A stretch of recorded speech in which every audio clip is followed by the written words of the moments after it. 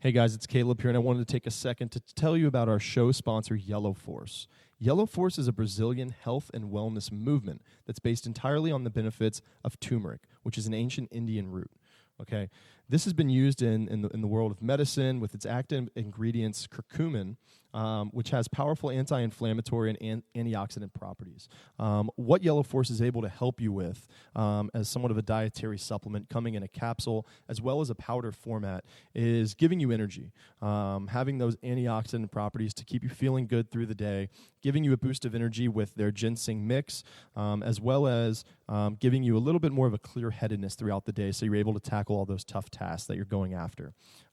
Like I said, comes in a capsule and a powder format, and Yellow Force is moving forward toward the future of health and wellness by going back to our roots, okay? Hence the root turmeric. See what they did there?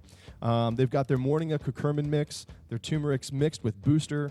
You can get into their renewal mix or their Suma plus curcumin mix. So check them out, Yellow Force, Feed Your Health. You can find them at yforce.com.br, or you can find them at facebook.com/yforcenutrition or on Instagram at yellow_force_.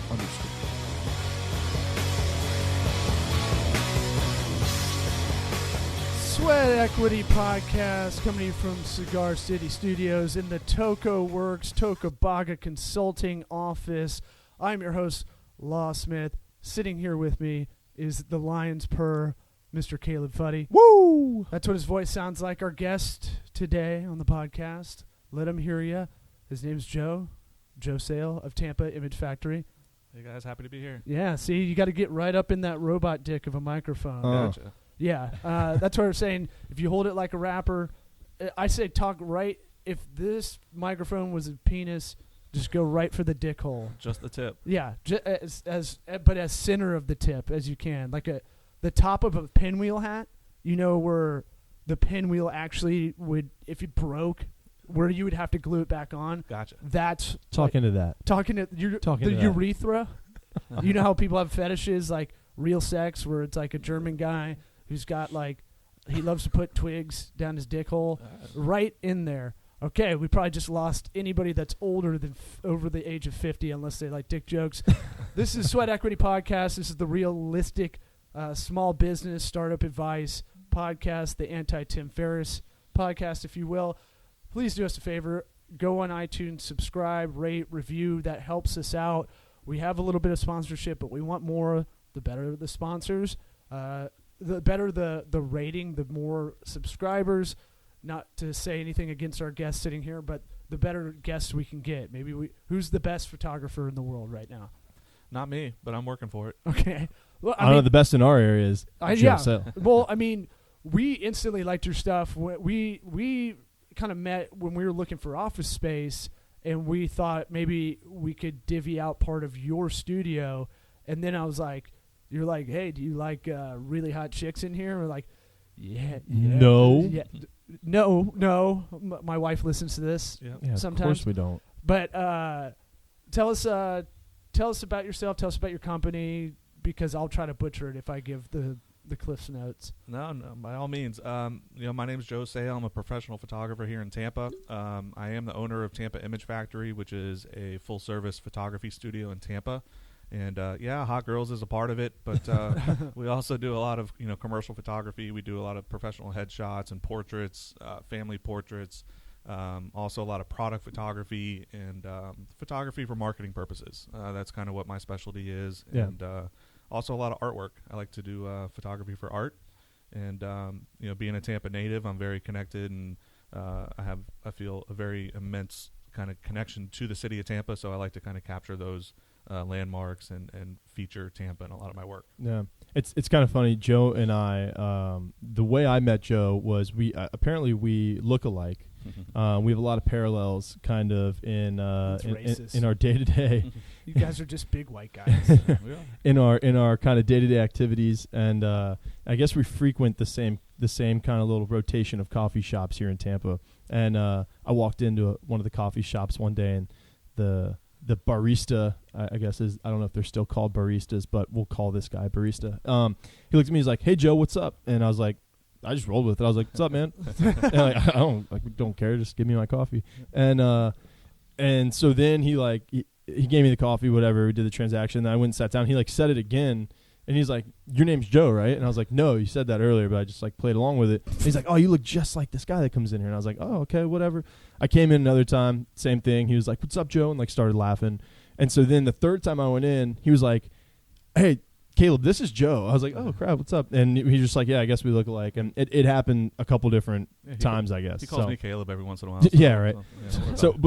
So I started talking to Joe, and I found out he's a photographer, and he's got this studio, and I saw a lot of his work. And I was like, I don't know. Photography can be one of those things where you always know someone who's a photographer, right? You're like, oh, yeah, I got a buddy who dabbles in it or whatever. He's got this cool package from Best Buy and he can shoot photos. And it's like, no, when I saw Joe's work, I was like, all right, this guy's the real deal. And I thought so highly of his work. I had him shoot my proposal with Gabby and I. And he like went all out, hid in some bushes, like just went total, like completely undercover for this thing. And he nailed it, man. So if any of you guys out there are looking for a photographer, if you just want to see some really, really cool work, I'm telling you now, Joe Sale is your guy. You can check him out at tampaimagefactory.com. He's local in the South Tampa area. You can go to him on Facebook, facebook.com/JSalePhotography or /Tampa Image Factory. Twitter at Tampa Image Factory, Instagram JSale Photography /Tampa Image Factory. Those are all the plugs you're going to get right there. Wow. Does not get any better than that. We'll put it on the website post as well when this episode goes up Tuesday morning. Reference that. So to go to what Caleb was saying, every chick with an Instagram account thinks she's a photographer now. We're all or photographers. A model, And we're a model. We're both. Right. I love when you look at the hot girl's profile on Instagram, and I bet this chick has 5 different job titles, and she does none of them. Mm-hmm. It's like model, fashion consultant, product ambassador. Yep. That means you're an affiliate marketer, essentially. Getting in that nerd game that I'm in. Liquor promo. Photographer. And then it's like, I don't know, there's a 5th one somewhere in there, activist sometimes, which annoys me. Yeah. How do you deal with that? I'll tell you my beef. I have a lot of people that come up, they find out I'm a comedian, and they find out, or actually now it's happening that they're finding out I'm a consultant. And either way, it'll be I'd say about half the people that I meet and tell them this, I'd say 50% of them probably do something condescending without even realizing it. So I'll give you the comedian one because I know that I've been having that one for 10 years where my best friends think it's really funny to tell people I'm a comedian and then leave the room, and then I have to I'm like, fuck you guys. Now I got to talk to these assholes at this barbecue that I don't even want to be at about comedy, and they don't know shit about it. Yeah. We're like, they'll be like, oh, you do funny skits. You should talk to Jerry. Jerry is fucking hilarious. When we play golf, that guy's the fucking funniest guy. Yeah. And he might be. Right. All right. So, but I'm like, he can't do the thing on stage. And I've never been the good guy at a party. I've never been that loud guy. Mm-hmm. That's a different animal. A lot of comedians are kind of introverted.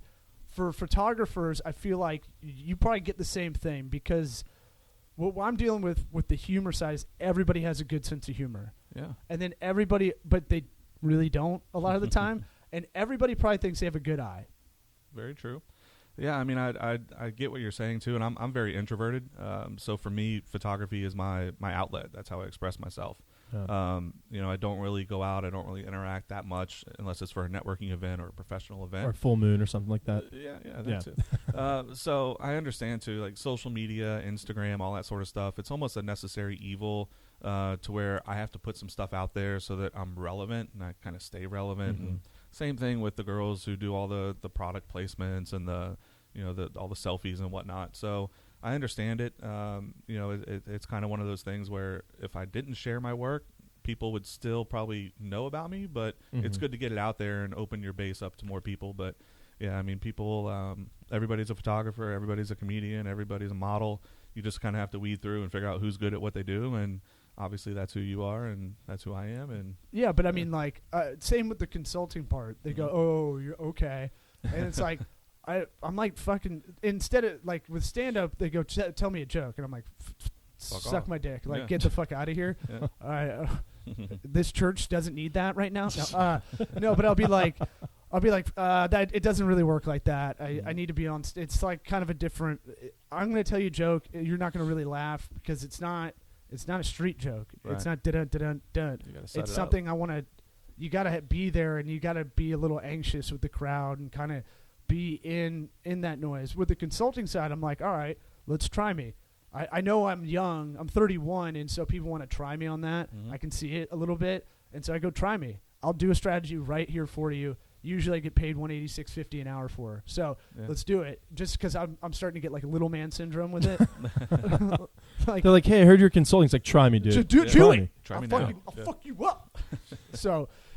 So I don't mean to interject, but I feel with photography, the biggest thing, and we just had our last guest on Diamond View Studios on the last episode, and they do video. Yeah, great guys. Really, really cool crew. And they were kind of throwing out some stats, and whereas something like 86% of like content will be video by 2017 or 2018 or some big number like that. Mm-hmm.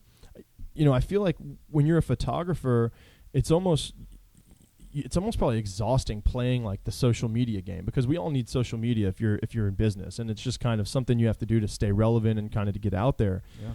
But it's kind of one of those things where it's just like, man, like you can be so criticized to be like, all right, photographer, because there's so many untrained eyes, right? And it's everybody now that's looking at it who might not really understand good photography or understand good, I don't want to say artwork, because art can be kind subjective. Of subjective and based on different opinions. But do you ever feel any of that, like pressure with some of your social media and being like, I'm a photographer, this is a photography platform, I better be good? Do you ever feel that? I do, and I generally don't post as often as some other photographers do, because when I first got started, another photographer in the area named Brian James, really talented fashion and kind of beauty photographer, he told me, he goes, Joe, only post your best stuff. Don't post anything else, because sounds like pretty good advice. If you post 5 pictures and the first one's really good and the other 4 are just everybody's going to remember the other 4. They're not going to remember that first picture that they saw that kind of blew them out of their shoes.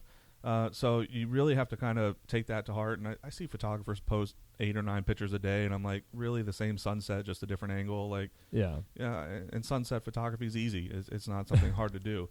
Finally, somebody came out and said it. Good Lord, dude. So I take that, motel rooms. Exactly. So I take that advice to heart. Only post your best stuff, and that's kind of a problem for me, because there will be 4 or 5 days where I don't post anything photography wise, but I'll be happy to post other stuff, stuff that's going on in my life, and I like to kind of be open and upfront about that sort of stuff too. Yeah, and you've got a really interesting kind of like story of how you you've got a really interesting story of how you fell into photography, or how photography kind of grabbed you, and the way you made it your job, and not just your job but your passion. You want to share that with everybody a little bit? Yeah, I'm happy to. I mean, it's a big part of who I am. It's why I'm at where I'm at today. I used to drink and party with the best of them. I used to go out and, Friday night would turn into Sunday morning really quick, and just make some really awful decisions, just do some really stupid shit, and not really sure how I only got arrested twice. But that second time that I got arrested, man, was really an eye-opener for me, sitting in jail and listening to the judge kind of say, I'm going to release you on your own reconnaissance, but you cannot be around alcohol for your entire, moving forward, you cannot be around alcohol. What does that mean? Like, that was a part of part of my probation, was you cannot be around alcohol. Not for life, but that's how I took it. Yeah. Was your probation in Utah? Like, how do you it's super hard to not be around. Like, how do you I'm in my eye line right behind you is 2 bottles of Tito's, and I'm like, it's everywhere. It's everywhere. So, not if you want to come party in my office. No, but I'm saying, like, how do you avoid something that's almost omnipresent? It is. It's everywhere. It was really difficult too, because most of the friends that I hung out with, they were really into that scene, and it took a lot. I mean, to make that change, you have to entirely change your life. Where you can't go out, you can't go to happy hours, you can't go to house parties or football parties, or you can if you're strong enough to make sure that you don't take that drink. Yeah. And for me, a part of my release was also that I had to go to AA a couple times a week. I had to go to group counseling and sessions where they would actually test. They would do pee test and swab test to test for alcohol on your breath. And thankfully that was kind of a regulator for me. But at the same time, I really didn't need it. I was that judge telling me that. I mean, it really just kind of resonated in my head. And alcohol's kind of been a factor in my family, alcoholism. So I kind of wanted to cut it off while I could, and I had the opportunity, and I knew I was going to have a lot of time on my hands and didn't really know what to do with it. So I figured, let me pick up that camera and see if I can turn that into something. And luckily, it's kind of led me where I am today. And drinking is no longer an issue in my life. Yeah. If I want to have a drink now, I can, but I don't. It's just one of those things where I know that nothing good can really come of it. Right. It's I think you. Well, yeah, I was just going to ask. So, was the photography aspect was that a part of you beforehand, or was it something that you just kind of attracted to in maybe some of the downtime you had to clear your head after all this had happened? Well, I had like a crappy digital camera, and I'd had been in real estate in my previous life, so I'd used that digital camera and done some things both for real estate and then also just for my own. But I never really did anything with it. So at one point you were the photographer that you now probably just grimace at. Nobody ever knew. I mean, no, but I mean, people would say I had those were great pictures, but I would never really show them to anybody besides friends and family. Right. Yeah. They always say great work anyway, so you never know how good you are until you show it to people who have no idea who you are. Yeah. So, but once I kind of made that decision, I went out and I think I traded an old antique clock that was given to me and my family, and I traded that for a Nikon like D3200, and that was the first DSLR that I worked with, and just kind of learned the settings and tried to learn the science and the art behind it, and just take it day by day. I mean, I would go out for sunsets when I felt like going to happy hour, and I would go out and photograph those and try to do unique, different things that nobody else was doing. That's awesome. It's one of those things where idle hands can make the devil's work kind of deal. Where you took that I wrote a bit actually about this. I found it the other day about I took a couple of weeks of just not drinking, and I might do it this April. I've been thinking about it, just because I'm like, it's been a while since I've had just a month of just not boozing, Yeah. And so just as almost like your own little cleanse or challenge or whatever you want to call it. And I wrote a bit in that last time I did it 3 years ago or something like that. I didn't drink for 3 weeks. And I remember writing a bit about oh, this shit's boring. I eat up a lot. Now I'm looking at it in a different perspective. Now I'm looking at it oh, I'm running a business. I might have extra hours in my life that I can go hang out with my wife or work ahead to be able to go hang out with my wife instead of coming home after 14-hour days every day and just bitching about what's going on. Right. I mean, it all depends on what you want to do when you drink. I mean, some people want to go to bars, other people want to go to clubs or whatever it might be. I mean, if you can drink and not have it affect your life in a negative way, by all means. I mean, I'm not one to tell you not to, but there's a certain amount of clarity that kind of comes to you after 3 weeks or 4 weeks of not drinking. Yeah. And sitting alone on my couch watching Netflix or taking my dog for a walk, and instead of being around friends and family suddenly seems okay. Right. I didn't necessarily need to be in that scene, and you really find out who your real friends are, and you lose quite a bit of so-called friends, but it's all about what you make of it too. Do you think that feels more like a positive thing though, when you kind of lose some of those people? Because you at this point you don't just see it, but you probably feel the bigger mission at hand, right? And when those people kind of stop calling you, and you just find yourself, like you said, man, I'm photographing a sunset instead of being at happy hour with Rick, and it turns out I don't have a lot of fun with Rick anyways, and it's kind of probably a burden lifted off, right? I could still go to happy hour tomorrow and still run into those guys. Yeah. I mean, they're not. It's not that they're not doing good things with their life. It's just the same shit over and over again, different weekend, different weeknight, whatever it might be. Yeah. And for me, it just took a really long time to figure out. I mean, you said you're young, you're 31. It was 35 when that hit me. Yeah. So, for some people, drinking's not a problem, and they can have fun, they can do good things. But for me, it was an issue. I mean, it was a lot of stupid shit happened in my life because of it. So Yeah. Anything you can go into detail? Or I mean, I was pulled over once driving home. You know, I was hanging out with a couple friends, and you know, we were drinking and doing some other things, and I was driving home, and you know, for the first time in my life, you know, I'd been driving intoxicated or drunk since I was 21. I mean, just it happens, and I never really got caught doing anything. But driving home around the airport, and the lanes, all the lane line just started coming together. I mean, I had no idea what was going on, and apparently I'd taken a like a pain pill of some sort, yeah, a really strong one, Yeah. on top of all the drinking, and I was pulled over, and the cop was like, I don't know what you're on. I don't really care. I'm getting off. So if you have somebody you can call in 3 minutes that can be here in less than 10, you're getting off. Wow. So I Wow. called my mom, Holy and shit, dude. yeah, but that was 2 years before I got my first DUI. I only have one DUI, but that was my first.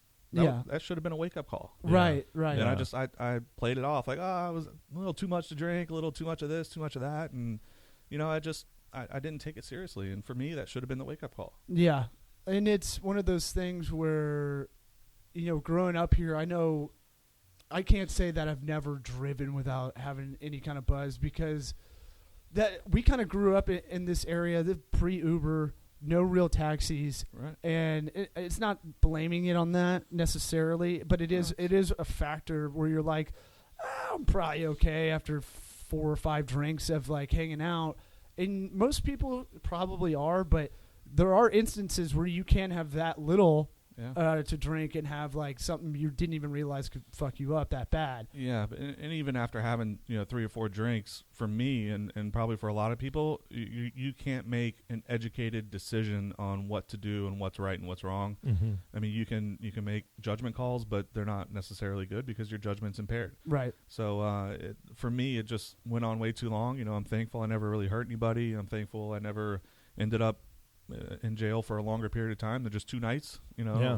one for the DUI and then one for the second arrest, which was in March of 2013, and you know, that was kind of the big wake up call for me. So what we love about this podcast is really hearing a story like this, Yeah. and it basically, whether you're just young and you don't have a lot of options, or you're in that position and you go, I got to figure my life out. Mm-hmm. And I'd say the majority of our friends are kind of he's in his late 20s. Caleb's in his late 20s. I'm pointing. That's bad pod. Bad pod. My friends are in their, you know, early to mid 30s, and a lot of them still are like, I don't know what to do with my life kind of deal. Mm-hmm.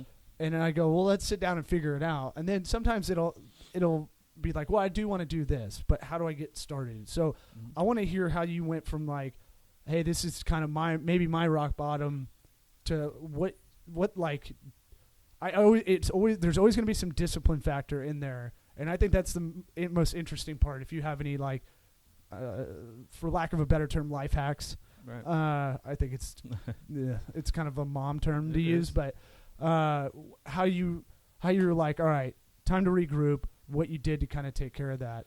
Yeah, I mean, I tried finding, you know, at the time that happened, I had run my own marketing company, and I'd been doing that for 4, almost 5 years over in downtown St. Pete.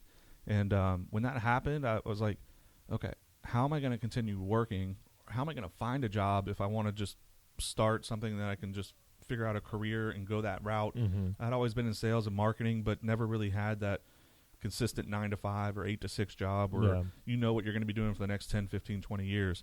So for me, trying to fill out an application online, submit your resume, you have to click that box, and then you have to explain it. I'm like, first of all, it's an online process. My resume is rarely going to get seen, but if you click that box, it's never going to get seen. Yeah. So I always think about that. Like, if you pee outside, make sure you're not near a school. Like, figure that, because that would be the worst way to be like a sexual criminal in your area. Yeah. I mean, you've got to come against a really like just POS cop. Hey, you get the opposite of the cop that pulled you over, and that I mean, I've heard it happens every now and again. So. Well, it happened on my second arrest. So that they're out there, and they don't want to deal with bullshit, and they're looking for ways just to kind of, you know, do their job, but sometimes they get a hard on for it, and you know, you have to thank them for what they do. For me, I look at it as a blessing in disguise. I mean, Yeah, I got arrested for a $7 petty theft, and I had a felony possession of narcotics, which happened to be an empty bag of Molly, which I had been doing all day. So you weren't messed up enough to eat the bag. No, it was in my front shirt pocket, and these are called the Trinidad James era. These are the Trinidad James years. Yeah, so I'm just like, I thought I was so pissed off at first. I'm like, how do I get put in handcuffs over a $7 petty theft? Not, the cab driver not wanting to take a debit card. That's what kind of led to the whole thing. Yeah. Once I was in handcuffs, the cops started going through all my pockets. Mm-hmm. I thought I was going to help myself out by saying, hey, look, there's something in my front shirt pocket you need to know about. Yeah. And, he pulls it out. He goes, oh, look what we have here, everybody. Just, being a dick. And, so that kind of just led to the full-on arrest. And, it was a bit of a mess, but at the same time, that's the catalyst that got me to where I am today. Yeah. I mean, if that wouldn't have happened, I probably would still be drinking and partying and doing stupid shit. And so. Or in jail. I mean, Yeah. you could very well end up on the wrong side of those, like physically on the wrong side of those kind of opportunities that kind of lay themselves out, experiences and opportunities where it's like, all right. But I want to hear about like, all right, so you had your Trinidad James era. That's over with. Yeah. You're court ordered to go to AA meetings. They tell you don't have control. Mm-hmm. It seems like you don't buy into that 100%. It's just easier for you to just abstain as much as possible, which I feel is harder. I think that's an easy way. I think maybe people who are more intelligent that are trying to kick booze, Mm-hmm. I think it's an easy for dumber people. I think it's easy to just go, we don't do with this. I have no control over this. When you do, and I think it's harder mentally to know you have control and you're not doing anything.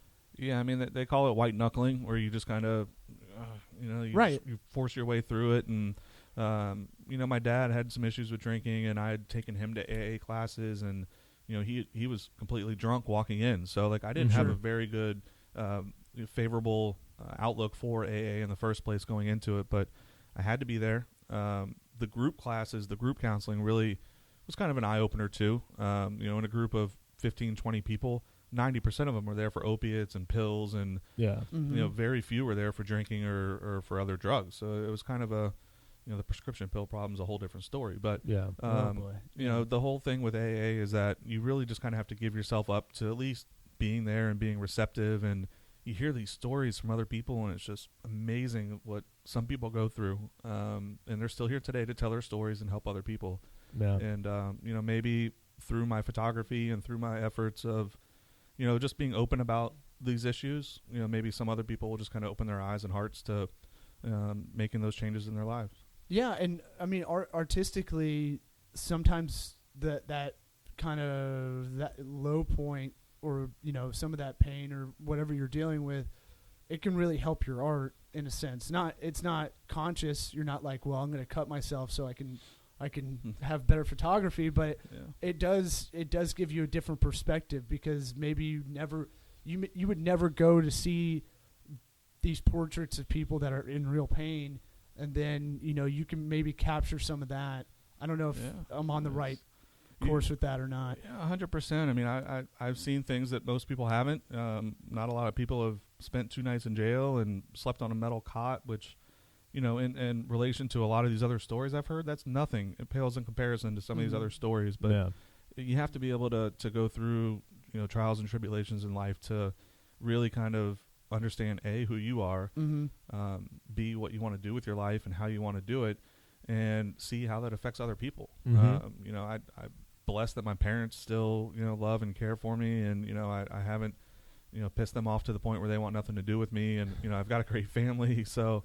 I'm sure I've pissed off quite a few people in my life because of the drinking, but that's just a side part that you have to learn to accept, and hopefully those people will be understanding of your life changes and learn to forgive you. Yeah. I think the whole journey, and to see where you are now, and I really hope that people do go and visit your website and your social media, and they get to see some of your work that you've done. And I hope that the people listening to this will share it, so they can kind of get a better understanding of where you've came from and where you're at now is really an awesome place, and the work that you're doing. And if you can kind of go into a little bit of detail of so you find photography or photography finds you, however it happens, who cares, because it happened, and that's the important thing. But where did the drive come from to start something like Tampa Image Factory, and where did you really realize, man, I might be able to do something pretty cool here? Mm-hmm.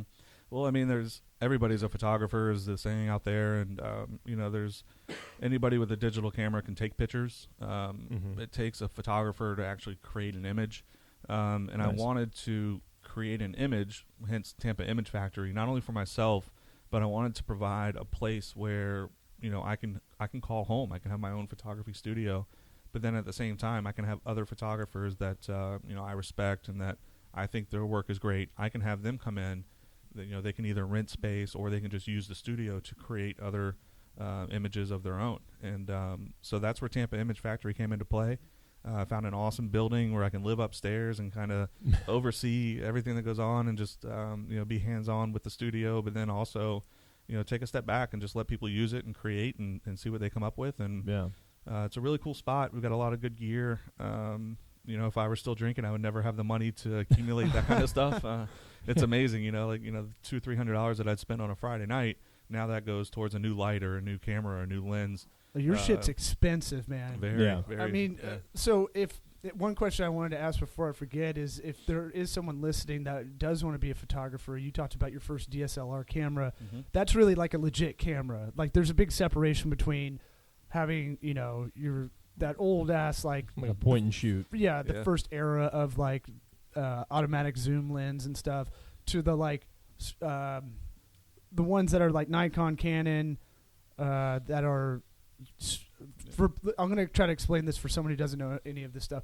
Where you can switch out the lenses, it's got the body, everything's expensive, basically. Yeah, where you can create and you can manipulate this camera settings to get the desired effect. Right. I mean, that's the crux of any camera is being able to control it for the lighting scenarios and everything else. But getting a DSLR, you don't have to go out and spend thousands on a new one. For me, I traded an old clock that I had for the first one. So find something that you don't need in your life and just either sell it and use that money to buy a camera. It doesn't have to be brand new. Get a used one, learn it. Watch tutorials, take classes, do whatever you need to do to kind of learn the ins and outs of photography. For me, I never took classes. I never did any of that. I just went out. I had the time. I went out with the idea that I need to go out and learn the art and the science behind it on my own. Mm-hmm. So that I can fully understand it and not have someone else teach it to me. Yeah. It's kind of, so for me, I'm looking at Joe's website right now, and I just think it's really neat, man. Just the whole thing, and going through some of your kind of photos here. I remember right around the time we met, you were going to Italy. Yeah. And was that kind of one of your first like photo excursion kind of deals where you're like, man, I'm just going to set out and I'm going to do like a whole series here on. That was my first trip to Europe. That's cool. And I went with a small group. It's called Travel Life. It's a local travel company, and they put on these tours where it's only 10 people. So it's a very intimate kind of experience where you're not bogged down with 20, 30 people in a group. Yeah. So I went with the sole intention of taking my camera and documenting that entire trip. We went to Florence, Rome, Sorrento, Positano, Amalfi Coast. I mean, just all these beautiful places. And, I went with the sole intention of just trying to capture it from my perspective, being the first time in Europe, but also as a first-time travel photographer. Yeah. Yeah. And I remember that as well. And you came out with a series of this. What do we call it? Well, I'm trying to put together a book. I've never done it before, so just like I've never been on a podcast. I mean, it's all new to me. So I'm trying to figure out how to do, how to lay it out, whether it's in different chapters for different cities. Really trying to figure out how to publish something, whether it be online or in print, and really just want to put together a book, Italy First Impressions. My first impressions of Italy. Yeah, well, there's definitely some amazing shots, and for those of you listening, go to the website, check them out. It's under the the purchase original artwork tab, I think. Artwork tab, you can see my work. Yeah, and check some of that out. Definitely check out the shots from Italy, because some of these things, I mean, I'm definitely fascinated. I'm planning on going to Italy for the first time later this year, and Joe and I have kind of talked about that, some places to go and things to do, but it's really cool to kind of see some of these shots and hopefully what I'll be getting into a little bit. So little bit some vino. But the part, I'm going to backtrack a little bit. The part where you go, all right, how am I going to teach myself? How did you go? Because I taught myself pretty much. I'd say 85% of what the nerd stuff I've learned, it was self-taught. Yeah. Now I had good people in my life that guided me. Hey, you need to go do this over here. You need to go watch this on like Udemy or lynda.org to code or stuff like that. I had good nautical beacons, but they weren't going to sit down with me a lot of the time and really sit down and show me. Or let's meet up and we'll do a lesson on how to do this. How'd you teach yourself lighting? I mean, lighting alone is I think really difficult. What separates you a lot from being a real photographer is understanding lighting. Yeah, well, I'm still learning. Yeah. Every time you think you have something mastered, there's something new that comes out, a different light diffuser or a different softbox or different lighting technique. So you're always learning. Same thing with consulting. There's always something new that you have to be kind of looking out for. But just when you think you have something down, it's something new. A new camera kind of comes out or a new sensor, and it's always a learning process. So for me, I'm thankful for that. I have that opportunity to kind of not get stale and kind of get caught up in my own ways and just get old and stale and always try to do something new. Well, it's tough to be your own continuing educator. I was talking to my wife last night, and I was like, I think I'm going to do what I consult with doctors and lawyers is you need to take a half day out of your week somewhere in there. And I'm working a lot of Saturdays and Sundays as well and nights and crazy hours right now, but I'm not focusing on what we need to do internally necessarily well, and it's on a routine. So I was like, I need to just make Wednesday afternoon, just put it on, put it on the vacation, on vacation or whatever it is, responder for email and just say, get out. This is Wednesday afternoon. This is where I do internal accounts, accounting, payroll, continue education, continuous improvement stuff. Because no one's going to push you unless you push yourself. That's right. If you can get stagnant and just go, well, I'm at this level and we're doing all right. And then something else comes along and you got no value. Very true. Same thing in the photo world. I mean, you have to be relevant. You have to continually kind of push yourself to be new, create images that people will remember. I mean, that's ideally what you want to do on every shoot. There's weeks where I have 3 or 4 shoots. There's weeks where I have 6 or 7, and there's weeks where I have 0. So the weeks that I don't really have a lot going on, I use that time to try to reflect on what it is that I'm doing. Try to reevaluate the equipment that I have, how I'm going to use it, what works best for me, and stuff that I don't need, I get rid of, or I sell it, and I try to help other people as well. Well, and what's great, I've been pitching you to a lot of my clients, and it's great because I've worked with so many photographers that are just like too flaky and can't get the shit done and treat it like a business, like it should be. Right. And I've been sending emails, and the last one I think I just said was like, look, Joe's gonna be there on time. He's gonna get the photos quickly back to you. You can already see he's good by his body of work. And he's gonna take direction. And I'm not creepy. I think that was in there. The only male photographer that's not creepy. Thanks. It means a lot. Yeah. No, I mean like how many of those like I'm thinking of like the waif guys that are everywhere. Those guys still exist big time. Very much so. Yeah, they're everywhere. Let me take new photos of you. Yeah, like just a wafy kind of vegan-y kind of guy. Well, it's part of the business too, where everybody is a photographer. Like I said it before, I'm thankful to work with great marketing minds like yourself because you understand the value of good photography. But there's companies out there that'll just look for the person that'll do it the cheapest. Yeah. And unfortunately, there's photographers out there that'll do it for next to nothing. A, because they don't have anything better to do, right? And B, because they're so desperate to kind of get some work done for themselves and make a name for themselves, but they're watering down the market, and the client's going to be unhappy with the results. They're not really going to have the content that they need to tell their story and what their company does and get that out to the world. So, it's every dollar's worth it. I don't really make a ton doing some of these projects, but at the same time, I understand why I'm there.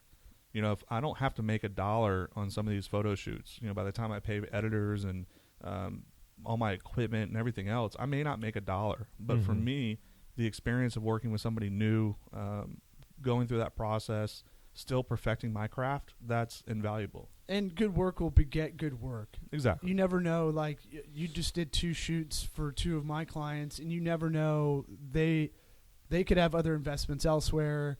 There could be other things that they need someone on retainer for. As long as you keep doing good work, it'll come back. And I'm noticing in the website development stuff that we're doing for a lot of companies, everybody's going to need their. We were talking about video off air before we started, but photographer, a good photographer and videographer, you're almost going to have that as a business going forward for your online collateral. Yeah. And there's no reason to not. Right. Why would you use stock photo if you could just really spend the effort and time to get someone out there and get that? Every website now I'm switching up my questionnaire in my tactical list, and I'm starting with 2 things. Do you have photography, and do you have the branding copy? Because those 2 things can delay us 3 months if we just don't start immediately, because a lot of them don't know their vision and how to put it out there. So that copy's tough, and I use my friend Beth Miller as a freelancer, and she's out in LA, but she'll massage that story. Or our friend Noel Munez, who you worked with the other day, who's good at they both have patience that I don't have. But then also photography. And I can go, all right, Joe will probably be on this. And if he's not, I'll have to find someone shittier. But it's the reliability too, and I like that I can be able to kick out work to you where it's just like, it may not even be the best, for the price for you. But again, you never know how that's going to kind of compound itself. Yeah, and to be cliche, I mean, I see the big picture when it comes to that sort of stuff, and when I work with marketing minds and marketing consultants like yourself, I see that. I mean, I know that company you're working with is expecting content that they can tell a story with. Yeah. And nobody wants just to read. They want to see what it is that company is trying to say.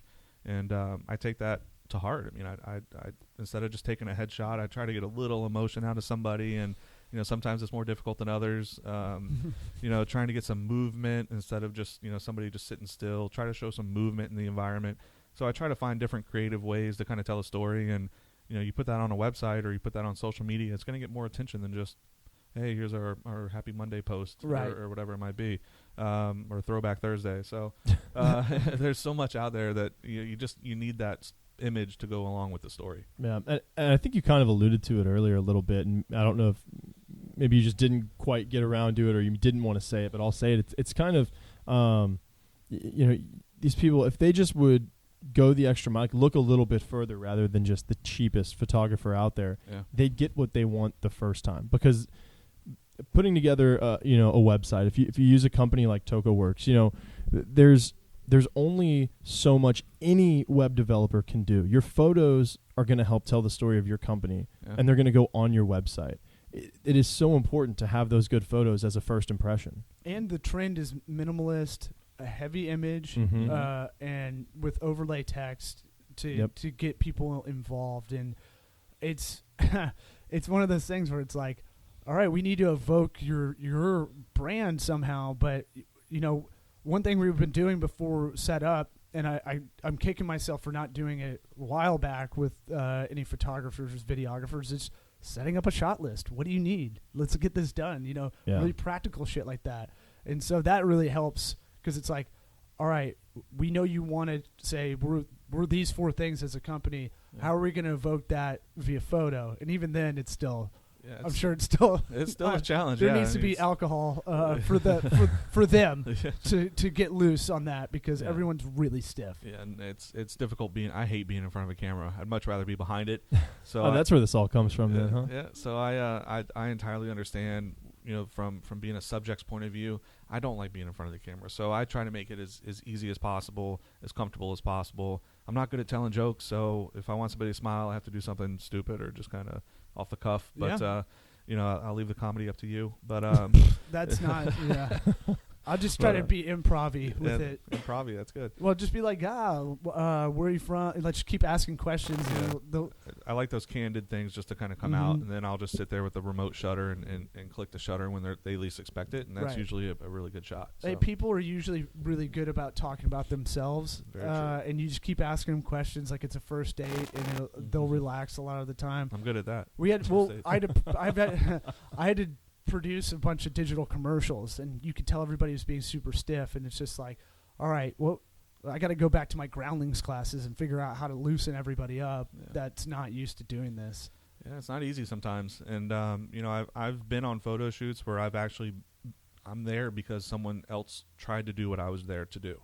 So I've reshot several photo shoots, and I've only been doing photography professionally for 2 years. I've been doing photography for 3 years total, but to be asked to come back and do a reshoot and try to correct what somebody else did just kind of falls in line with what we're saying. I mean, like, you've got to charge a certain amount for your worth because what it is that you do is valuable. And I relish the opportunity to work with new clients, and I work hard to try to please them, whether it's through the photography or getting it done sooner than normal, and trying to deliver them as soon as possible. All that is taken into account, and I just do what I can to make people happy, and I feel like that's my mission in life, is just try to help people, whether it's on business side or the personal side of photography, and try to make things right. Go ahead. So I want to ask kind of about the future of photography, in the sense that one of my really good friends growing up, he's a good friend now, Brian Thomas, he's a photographer, and he does a lot of freelance. He's you could say, some would say, at the top of like that kind of game, where he's, as a journalist, photojournalist, really. Sure.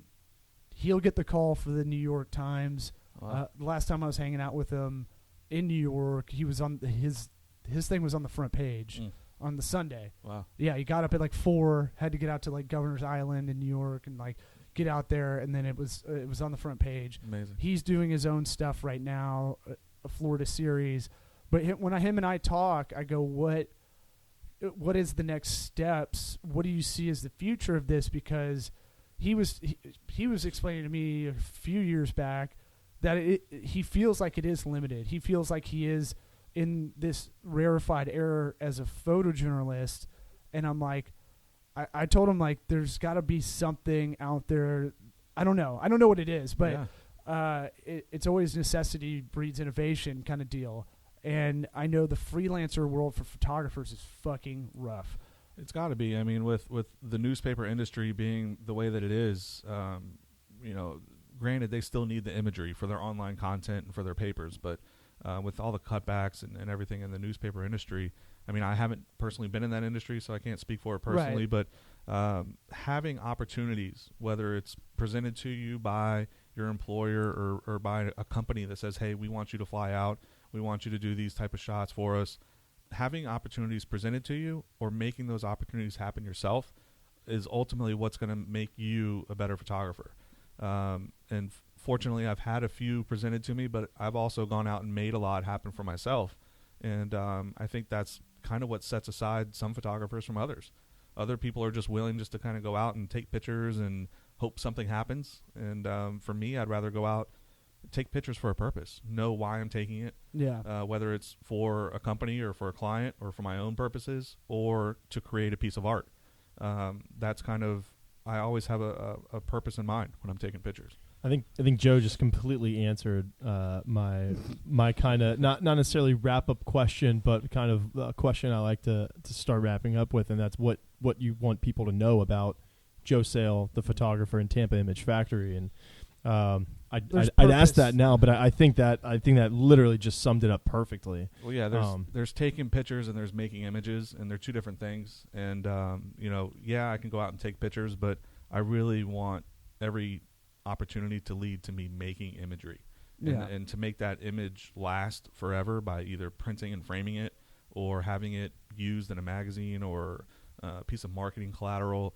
All that sort of stuff drives me to keep doing what I do. I mean, I can open a magazine and be like, hey, that's my shot, that's awesome, like I see it to fruition, and then I obviously want to keep doing more of that. Yeah, Yeah. and I'm gonna need you for my headshot. So I've got to get business ones and new comedian ones because I'm using ones from when I was 24. So the hair's receding a little bit more these days. I was So about to say, they're like, where's Law? I kind of have the Hulk Hogan hair. We can always wear a hat. Anything else? Anything you got? No, I want to thank Joe for coming out, and it's one of those things. If good photography is hard to find, and I think that what Joe's got going on at Tampa Image Factory, people need to get on board with. At least go to the website, check them out, check out your social media, and just thanks for coming out, man. We really appreciate it. It was a pleasure being here. Thanks for having me. Yeah, man, it goes by fast, right? It does, yeah. Very easy. Yeah, if you have any questions you want us to throw on the podcast, you can hit up Caleb and I. Caleb at CALEB, not with a K, with a C, at TOCOWORKS.com, or Law at TocoWorks, LAW at TOCOWORKS. If you like this, why don't you go a little bit further, like Shawshank Redemption, meet me down in Mexico, pass this on to a friend, subscribe, rate, review, 5-star the shit out of this.